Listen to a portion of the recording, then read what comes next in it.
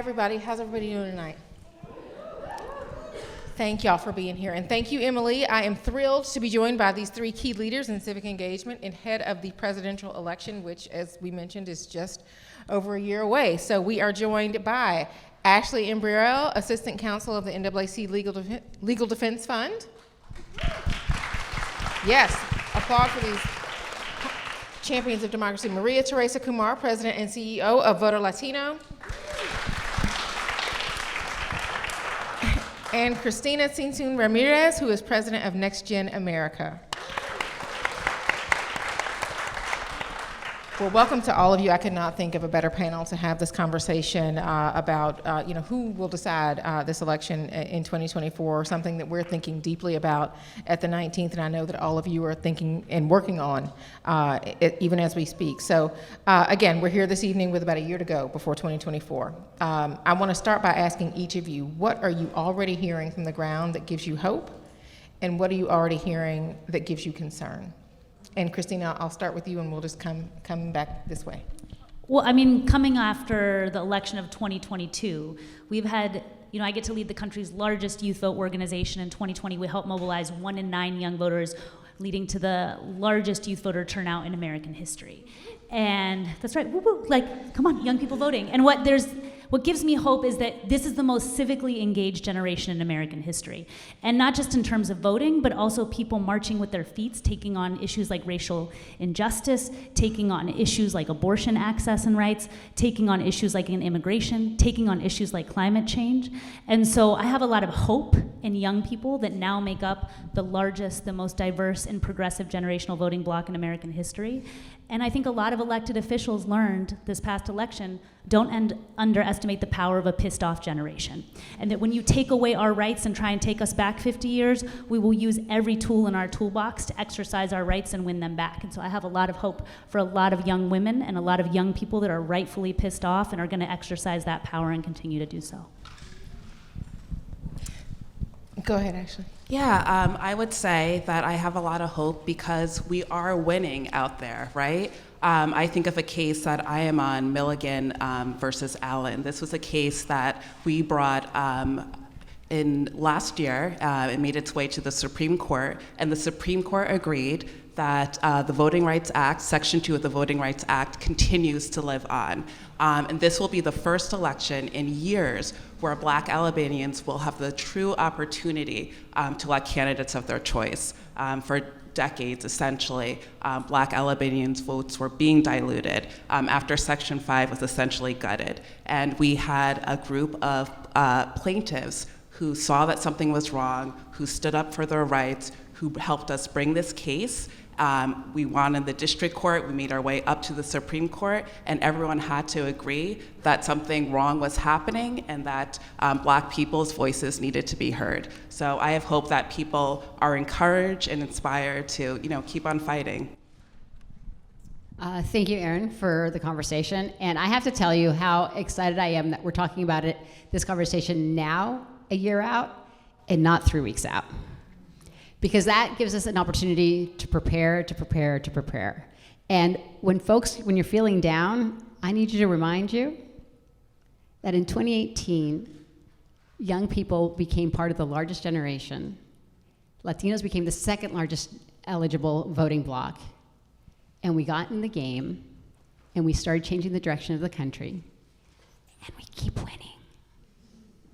And if you're tired, it's because you're leaving it all on the field, and they're asking for their last gasp.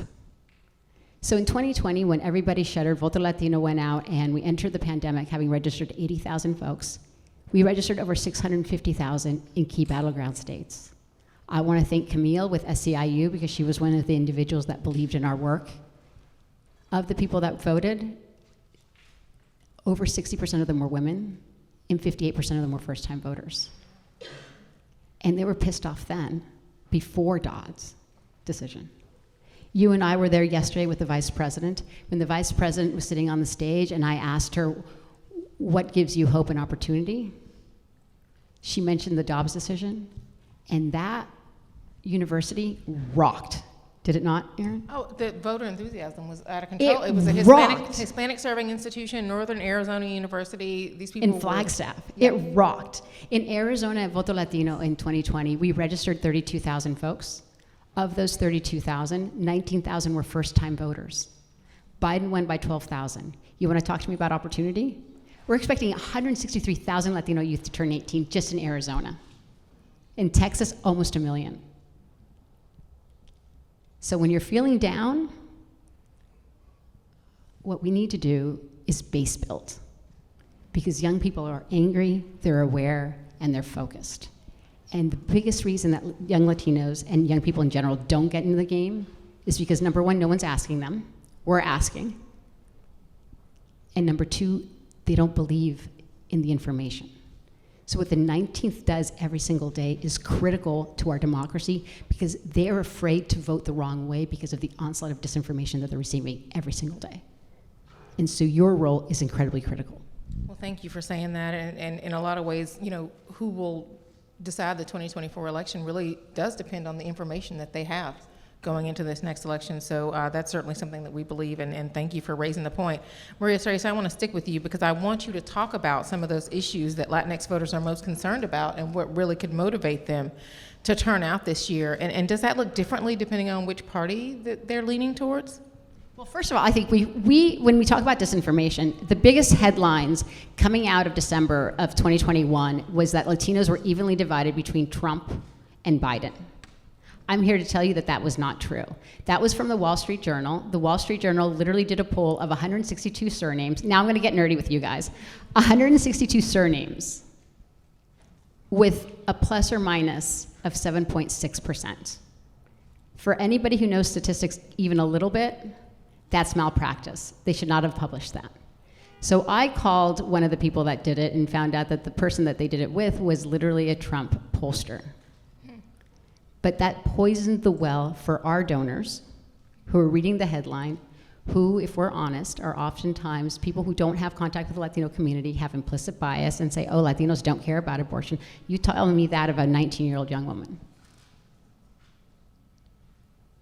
They don't care about climate change. You tell me that in the middle of Arizona or Texas.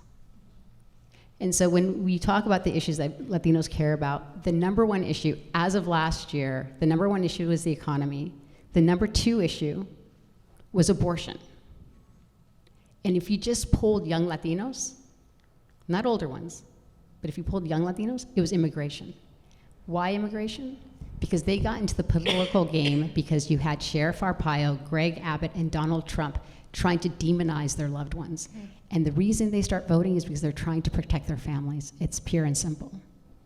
Yeah. And we know, this is an intersectional fight, an intersectional conversation, right?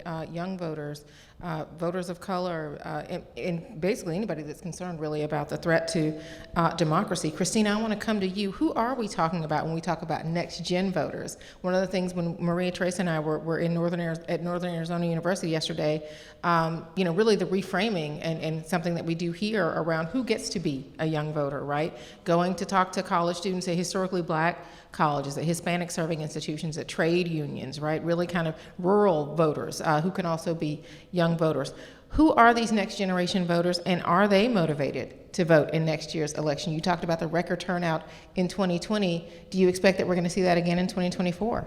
Yeah, so we've had the three highest youth voter turnouts, 2018, 2020, 2022, which is not surprising that you've heard Republican candidates, including Republican presidential candidates, say we should raise the voting age to 25 because they are freaked out by how much young people are voting. When we look at young people in this country and we talk about building a multiracial democracy, right? That the great experiment of the American experience was to build a multiracial democracy.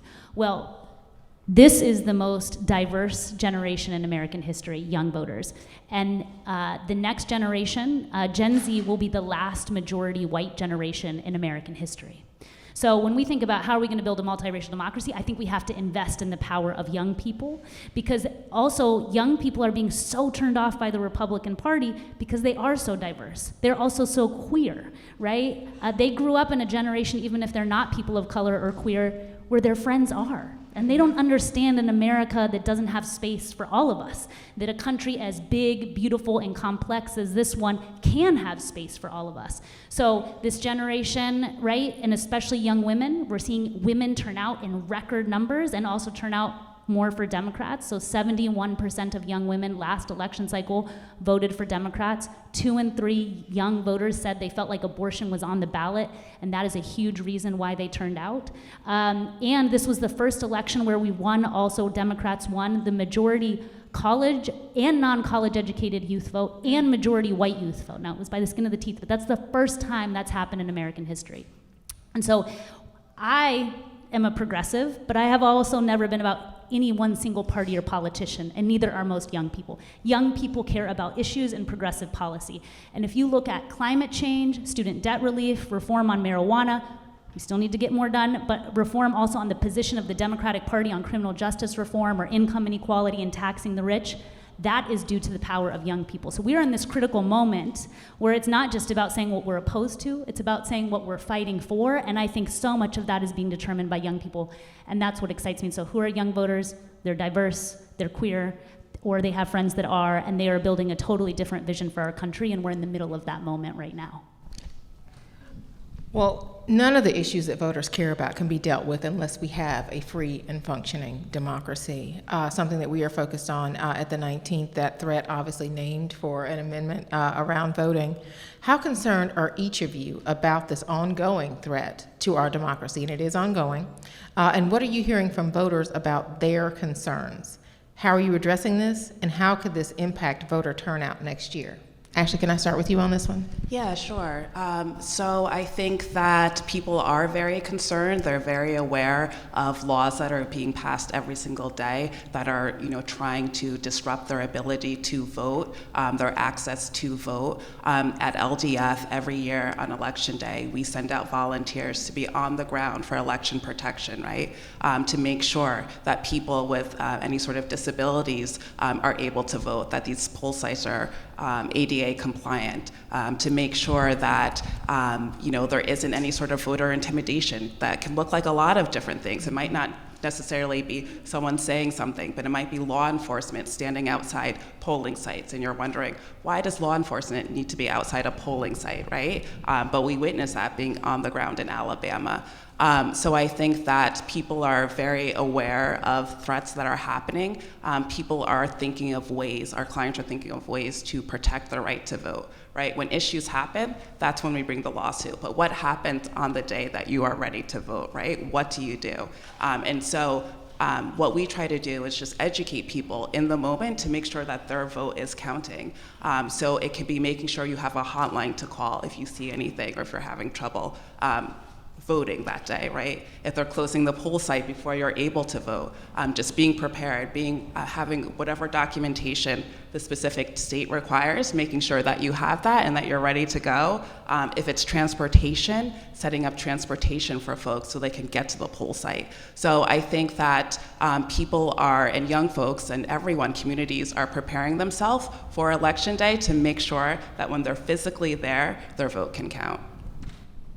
So in 2014, VTO Latino realized that this was going to have, the gutting of the Voting Rights Act was going to have a disproportionate impact on Latino voters and indigenous communities. And so we started deciding that we knew we were going to start preparing ourselves to sue people. And so we did our very first preparation as a trial run, and it was for a little-known Senate race in Arizona in 2018. And we sued the Secretary of State, then Secretary Hobbs, because there was not enough voting locations in reservations in rural Latino communities. And we won. And in that process, we learned what record keeping we needed, whether it was financial, whether it was our voters, all of it. And she ended up winning because the last group of people who voted for her was the indigenous and Latino community. The irony is not lost on us that she also was trying to prevent the case for the voting rights to go to the Senate floor. And so we actually did a whole campaign of Adios Cinema. I'll park that later. But in that process, we learned the record keeping in order to win. And so we won that. There was a recent lawsuit that was in Arizona, if folks remember, that were against vigilantes that were with guns, basically pointing guns at people as they were, well, not pointing, but intimidating people in front of drop-off boxes. We filed a lawsuit. The League of Women Voters also filed a lawsuit. The DOJ came after us. We won that lawsuit. North Carolina just recently signed a piece of law on Tuesday. 15 minutes after it was signed, we sued them. We have 3 lawsuits in Texas because we recognize that we have to be able to provide the folks the information they need so that they can go vote and make it seem like it was no big deal. Because if you start creating your big red alerts that it's hard to vote, then that turns them off. Yeah. So in one way, we're like, this is the information that you need, but in the back end, we are fighting absolutely for their right to vote. We recently saw a case in the Supreme Court. We didn't make it, but that doesn't stop us because we recognize that at the end of the day, if we all believe that a functioning democracy means maximum participation, I don't care what party you're from, you should be angry at this idea that they're trying to stack the deck. And in Texas, the reason they stacked the deck and tried to change the voting laws was because young people voted. We saw a 23% increase in Texas. We registered close to 200 folks in Texas. 200,000 where 82% cast a ballot. And immediately the governor said, we don't want you. So the more that people have the information and the resource, but also meticulous record keeping, not the fun stuff, that's how we start winning. So for me, for voter suppression for young people, I think we have to think about some of the things we've seen across the country. So student IDs are no longer, in many states, they want to make that not a valid form of identification. But guess what? Your gun, your conceal and carry license, that is a valid form of ID. In Texas, there was a law proposed this last legislative session. I live in Austin, Texas as well, and that they were going to not allow any polling locations on college campuses. Now, supposedly, for the safety of the students, because of gun violence, proposed by the legislators that support weapons all places, all times in Texas. So my question is what are we more afraid of, the ballot or the bullet to protect young people? So that law didn't move forward. And then there are laws too where we don't actually think always about voter suppression against young people. So you can actually, in states, discriminate against young people. So Texas, another state where you can only vote by mail if you're over the age of, if you're a senior. That is discriminatory by age. And we have to think about also race plus generation when I think about young people. So the states that have been proposing, Georgia, Texas, Arizona, states that have been really at the forefront of voter suppression laws are also the states that have what we call the largest racial generation gap. So where the younger population are majority people of color and the older population looks very different than the younger population. So in my home state of Texas, 67% of those under the age of 18 are people of color. You might think of Texas as a state of I'm half white, half Mexican. You're probably gonna think of my white grandpa when you think of Texas, always wear a cowboy hat. But actually our state is majority young, brown, and black. And those are the voters that they are trying to keep from voting. So I think one of the things we have to think about is also how do we fight back through litigation? Also, how do we inform our community when, where, and how to vote? Because when we look at college campuses and we get really excited and people take pictures of long lines, that's actually an assault on democracy. You should not have to wait in this country 5 or 7 hours to vote. That is not something to celebrate. That is something to protest and try and change. And the last thing I'll say is when we think about keeping hope, in Texas we still saw a few legislative sessions, bills move forward that would make it more difficult for young people to vote. And it was my first week on the job of Next Gen, and some organizers that I worked with said, how do we make a statement against these laws that are gonna move forward? And I said, well, I think there's roughly we looked at the numbers, there's 270,000 young people of color that turn 18 every year. Let's take into the Texas Capitol as a form of protest 270,000 different colored rose petals and drop them in the Texas Rotunda. And so we stuck in all these teenagers with backpacks. And I remember some of the Democratic legislation delegation said, please don't do it because you're gonna get young people arrested. And I said, by God, I hope they arrest minors for throwing rose petals while they try and take away their basic fundamental democratic rights. I hope they arrest them, because what a message to send. They didn't end up arresting us. But anyway, we went in there and we took this young woman, this 19-year-old singer. That was the signal of when we were supposed to throw the rose petals. And they all went in. and she went and stood in the Texas Rotunda, and she was wearing Tori Valley Tierra. She was wearing a hot pink power suit and roses all in her hair like the Mexican tradition. And she came out in the middle and she started to sing Amazing Grace. And then we dropped all the roses. And I'm gonna tell you, if you were there, we cried. Because it was a message for those young people and the legislators to say, you may win now, but ultimately we have the numbers to win. And we're gonna keep organizing and fighting, and we're gonna fight your darkness with our light, your ugliness with our beauty, and that this state and country belongs to all of us. All of you are making really good points, and misinformation and disinformation was mentioned.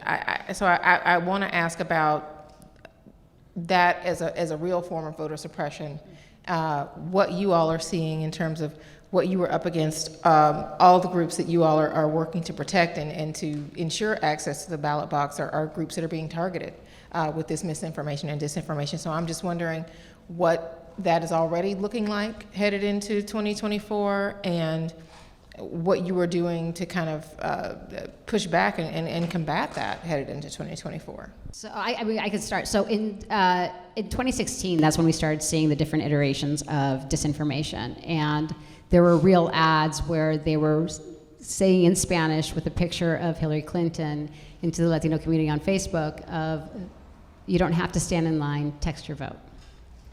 We didn't see this until afterwards. We actually met with Sheryl Sandberg and Latino leaders, and we were trying to figure out what was happening. And Facebook was aware of it. But they said that it wasn't anti-political, it was a freedom of speech sort of thing. And so then, since then, they've put things in place. But one of the things that we learned was that there's just not enough information that is targeting the Latino community.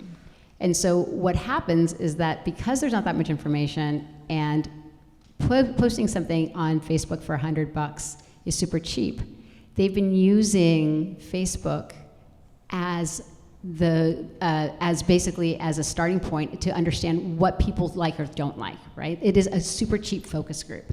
And once it works, they translate it into English. And then all of a sudden you see it on Fox News. So Latinos are very much the canary in the coal mine, older Latinos. So in 2020, one of the things that we wanted to figure out was, were Latinos going to vote early in the middle of a pandemic? The MacArthur Foundation funded our program, and we found that not only were they not going to work, less than 50% were going to vote early, but they didn't trust the mail system to actually count their vote. Things that you actually see in many communities. And so we identified 262 influencers, Selena Gomez with 62 million people, but then also folks in El Paso with really small followings. And we message tested what people in those states needed to hear. And based on those messages, the influencers started using them very specifically. And in fact, it worked so well that the people we registered, 82% of them voted early. And so it told us two things. There's lack of information, but then with people with the right information, you create inoculation. Because they won't spread whatever they're hearing. They now have empowered. And so we are now in the process of doing very similar messages of what is it that they're hearing, what are we learning. Our biggest concern is not are Latinos defecting to the Republicans. No, they're receiving active messages right now saying that neither party cares about them, that nothing has changed.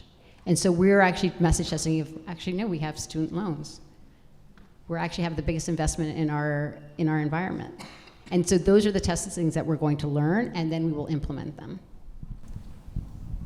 I think that there's a lot of misinformation, and just like you were saying, lack of information. And so at the Legal Defense Fund, we have community organizers, right? And there's just not enough of us to go out to every single state and do the training.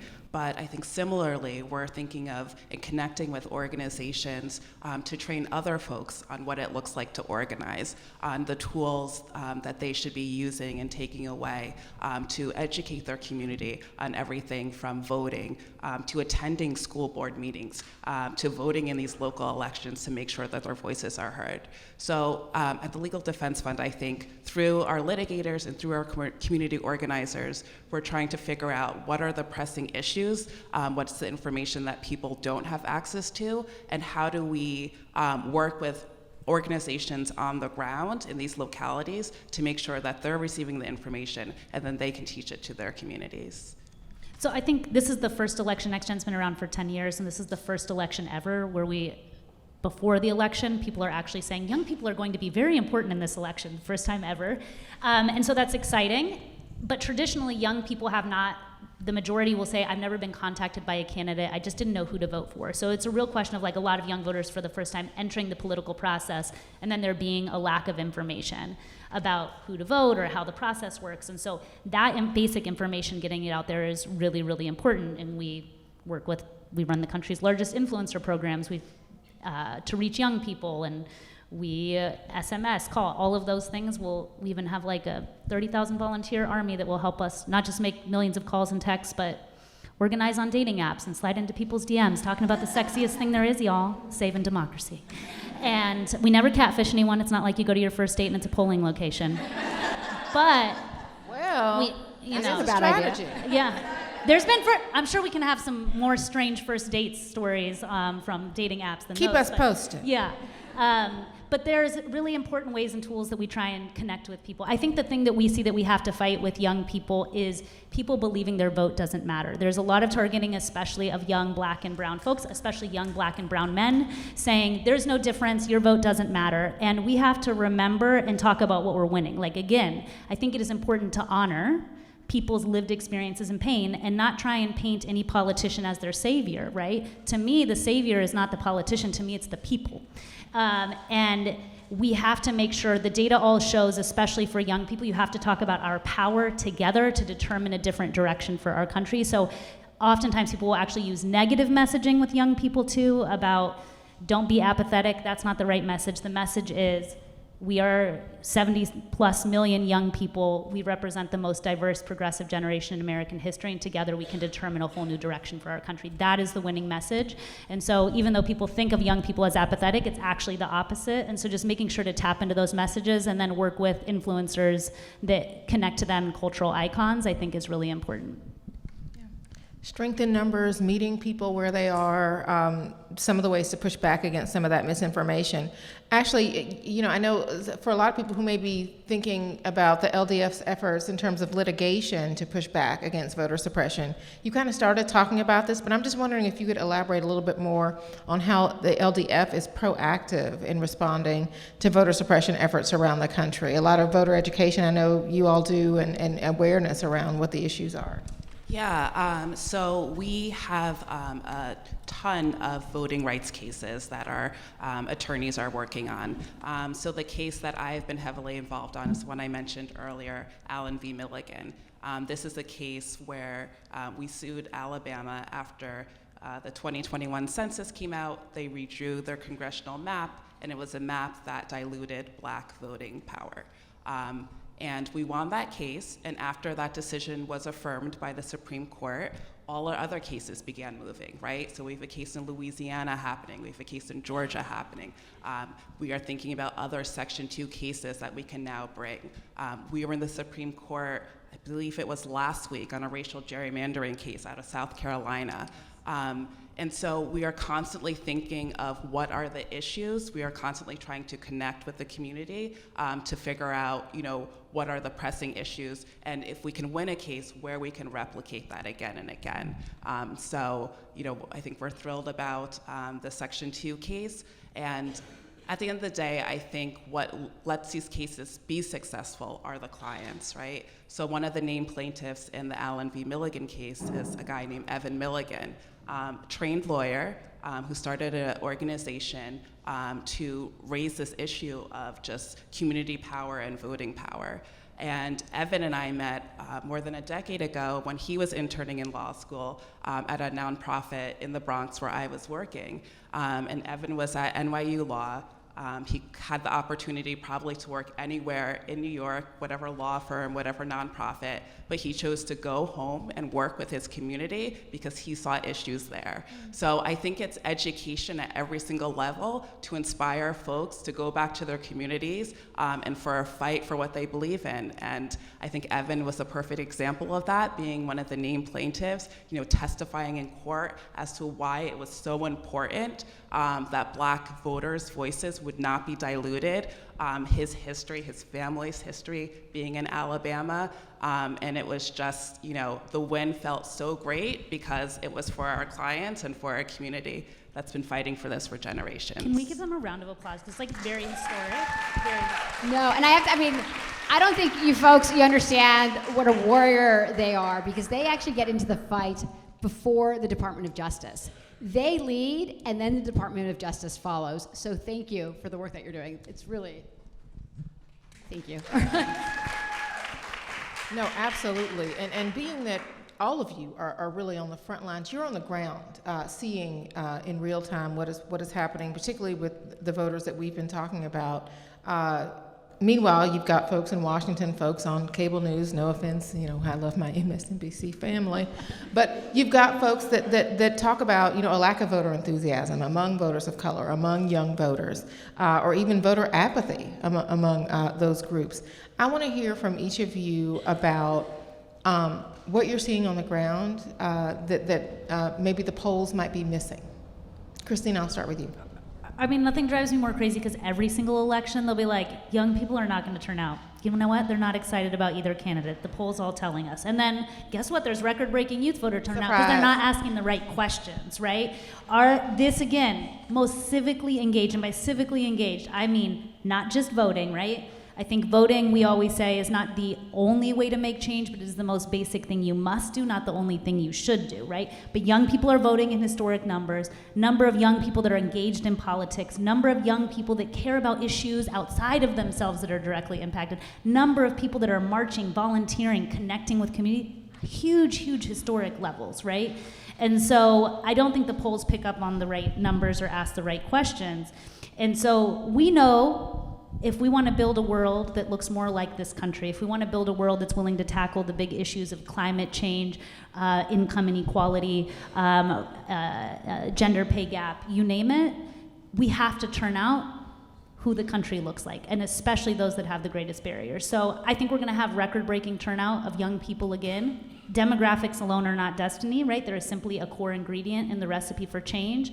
Change requires putting money, time, investment, and into key communities, right? And I think we need to demand as women of color, people representing communities that historically don't get invested in at the same level. Now is the time, this is why it's so great to have this conversation, is to be saying, how are we organizing in our communities, and how are the people that say they care about democracy funding and investing in our communities, and how are candidates that say they need us to win actually investing in our communities? And now it also includes on the issues. So I think we will have very high record-breaking turnout of young people, but not without the money and time that our communities deserve. Okay, we got a prediction. I'm not as bold. I will tell you, having done this now for almost 20 years, don't do the math, the lack of investment and interest in young people is real. And part of it is because most parties and most candidates have limited funding. So who they target are high propensity voters. So you will, even in the Latino community, in the African American community, you'll hear folks that are like, oh, the older guy, Uncle Joe, will say, oh my gosh, people say that no one's talking to me, but I've received 5 mailers. I said, you've received 5 mailers, but has your son received any? During the midterm election, one of our sister organizations, Latino Decisions, polled Arizona and found that 50% of Latinos had not received a contact by a political party. Who were they? Low propensity voters and youth. In a place in Arizona where close to 40% of Latinos who are eligible voters are under the age of 30, that's your low propensity voter. So we had $4.5 million to invest in 5 states, Nevada, Arizona, Pennsylvania, Georgia, and North Carolina. And when we saw that literally weeks out, young Latinos had not participated, we had to take all our resources from 5 states and invest them only in Nevada and Arizona. And if you were to look at the returns, it was young Latinos who came out and low propensity voters who came out at the last minute because we invited them. We take this huge surge of potential for granted because they don't trust the system that isn't delivering fast enough for them.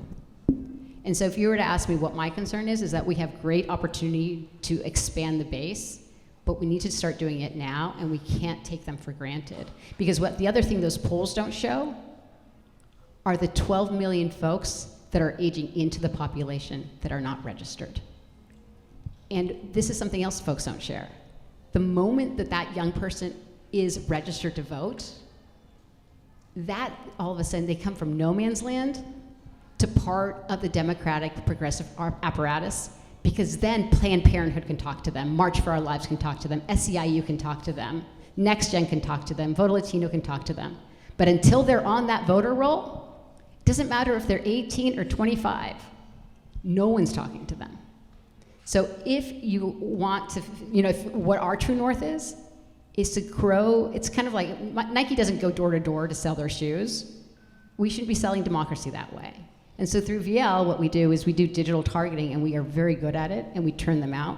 But we do need the resources and the investment now, because next year at this time, it's too late. Yeah. I do remember my first election and my first pair of Jordans, so you're right, there is a connection there for sure. Christina, you had brought this up. During the midterms, we saw the issue of rights on the ballot, including voting rights, including access to reproductive care. And I'm wondering, I think I probably know the answer to this, but I would love to hear from all of you how much of a factor you think this is going to be headed into 2024.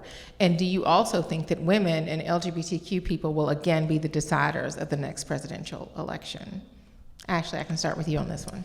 I think that the Dobbs decision, these recent decisions from the Supreme Court that were, I think really just rocked people's sort of core, right? I think that motivated a lot of people, to get out there. And I think when issues directly impact you, that is what makes you move. I can think of a case we have right now in Texas where our clients were effectively suspended because they wore their hair in locks for a culturally significant reason. And they were told, you either cut your hair or you're suspended indefinitely. And our clients became the spokespeople for the Crown Act in Texas that recently just passed, right? To make it easier or to make it feasible for other students in that school district to be able to wear their hair however they want to. Despite the Crown Act passing, they are still being reprimanded for the way that they wear their hair. So all to say, when the issue impacts you, you are going to get out there and you're going to try to fight for what is right, but you need the support, just like you were saying, you need the support behind you to make sure that your message is getting out there, to make sure that you stay inspired and stay encouraged. So I just hope that folks, continue to sort of press on as they are sort of for being attacked for who we are or what we look like, that people continue to fight on. I think there's two key communities that I think of as really having had an impact in this last election, right? So first, let's talk about queer young people, right? 93% of queer young voters voted for Democrats last election. And if you take into account that 1 in 5 young people, right, in Gen Z identify as being queer, that's gonna be some scary shit for some Republicans. 93% voted for Democrats, and 71% of young women voted for Democrats, and the majority of young women said their top issue this past election was abortion rights. Now, for historical context, right, people often ask me, well, hasn't the youth vote always been more progressive? And that's actually not true. Historically, Republicans and Democrats used to pretty evenly split the youth vote in this country. Up until about 2004, it was evenly split. If you look at the big driving factors around racial justice, gender equality, and queer rights, that's where you see young people especially start to push more to the left in this country. And the other thing I think that is really fascinating is that, so I'm a grandma millennial, and no longer a youth vote, but the other trend that people believed is that, of course, as you got more older, you got less progressive. Well, older millennials, both in the United States and Western Europe, are bucking that trend. They are staying just as progressive. And if you ask me, my theory is because, again, this is a very, very diverse generation, also that is not inheriting the same wealth or the same opportunities as the people that came before them. And so they are really trying to disrupt the status quo. So I think that women and queer folks will be particularly important in the upcoming election.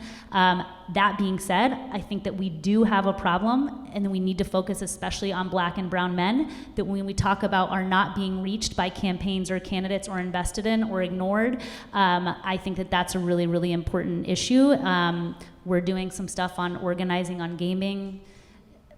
I'm not nerdy enough to even fully understand it, what our team is doing, but they're organizing like an entire throng of gamers to reach out to young men and make sure especially that we're targeting young and Black brown men on issues that matter to them. Well, I think I want to ask you to help us frame next year's election. We talked about who will be the deciders. What would each of you say will be the main theme of next year's election, and why?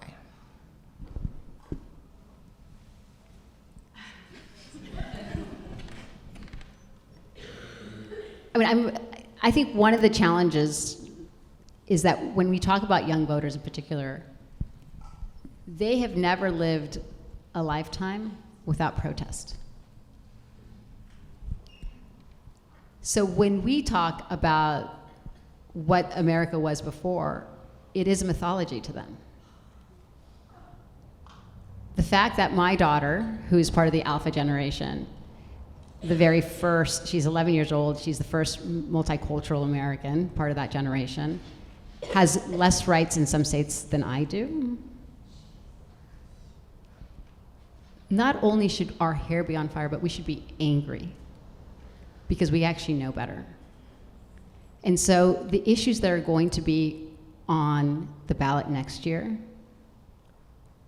in some cases we're litigating 20th century problems instead of actually 21st century issues.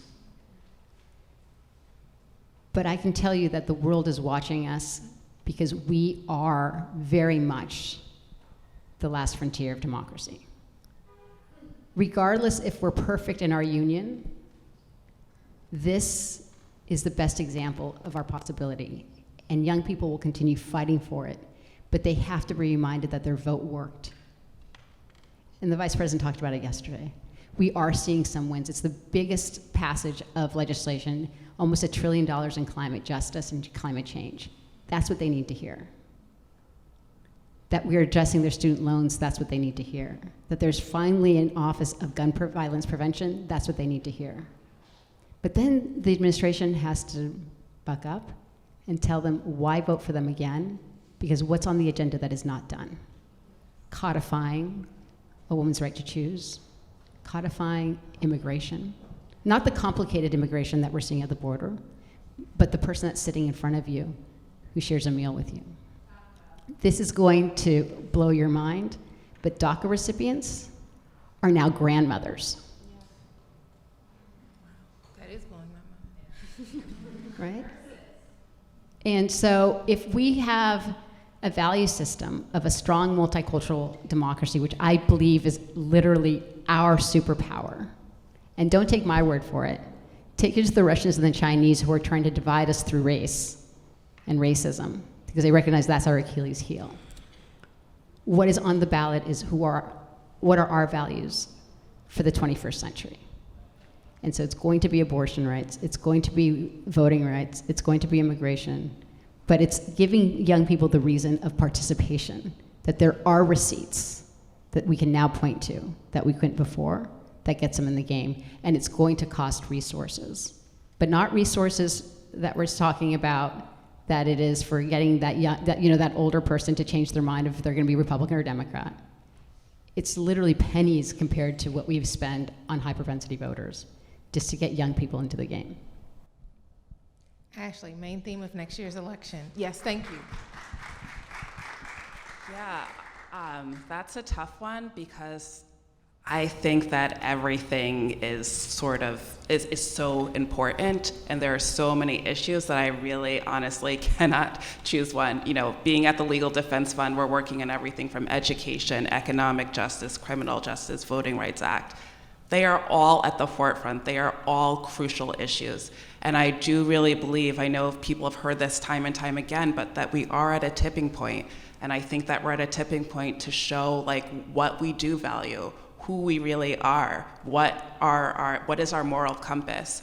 And so I think that every issue is an important issue, and I think that that's why, again, every single election matters, right? Primary elections, local school board elections, city council elections matter, who your local DA is, because all these issues are impacting us and our day-to-day lives and just the ways that we are living. And so I can't really choose one issue, but I just really encourage folks to encourage their communities and their friends to vote for every single issue that comes up and every single opportunity you have to cast your vote. I mean, to me, so much of the election is the same old question of America for who, right? And that when we look at abortion rights, we went back 50 years, right? There is a certain party, candidates that want to take our country backwards, right? They believe in the days of yore that was supposedly better for all of us. And you know, if they want to cling to the past, I think our message should be, you can have it, but the future, that gets to belong to all of us. And that we have a different vision for our country. And you know, the case that I go out and make to young people is, look, you know what the highest youth voter turnout gets you? It gets you historic student debt cancellation. It gets you the single largest investment by any country on the planet to tackle climate change. It gets you your first black woman nominated to the Supreme Court of this country. It gets you an office for gun safety, against gun violence. But that's not all we want. We have a lot more we want to win. And so we're going to continue to mobilize and organize and elect people that we can actually push, because I don't ever believe in just electing people and going home and hoping they do the right thing. I elect the candidate that I believe is most likely aligned with what I believe in, and if they're not aligned with everything, that's okay, because we're going to mobilize and organize them to get them to be aligned on the other issues. But we have a lot more we need to win and get done, and there's just only clearly one pathway to do that. So that is what I see is on this ballot upcoming. But again, it's America for who? And I'm determined to make it an America for all of us and not just a minority, ultra-rich, wealthy, white male society. Well, we could drop the mic on that, but I think, yes, I think that's absolutely right. We're at a tipping point in this democracy, and in addition to who will decide the election, who gets to decide the election is going to be key to that answer. Unfortunately, that's all the time we have for today for this conversation, but I want to thank Maria Teresa, Ashley, and Christina for joining us today. Thank you all so much. Thank you. I want to thank again our partner, Diane von Furstenberg, our supporting sponsor, the Harnish Foundation, our founding sponsor, the Supermajority Education Fund, and Lyft, our transportation sponsor. They are providing $15 off of your ride tonight, everybody, so be sure to grab the code by the door. And finally, again, before you dash out, the 19th, again, is a member-supported newsroom. We cannot put on events like this one or tell the stories that we tell without your support. So if you enjoyed tonight's program, we really, really hope that you will consider supporting the 19th at truly any level. Makes you a part of the 19th family. So our suggested donation is, wait for it, $19. You already know, all right. So you can do that at 19thnews.org/donate or by scanning one of the QR codes around the room. I'm going to get a QR code tattooed on my arm after I leave here. Or by visiting our membership table. But thank you so much, everybody, for coming tonight. And do not, this doesn't have to be goodbye. Stick around for the reception. Say hello to us and again, visit our table. But thank you again so much for coming out for this very, very important conversation. And do not forget to participate in this democracy and vote. Thank you.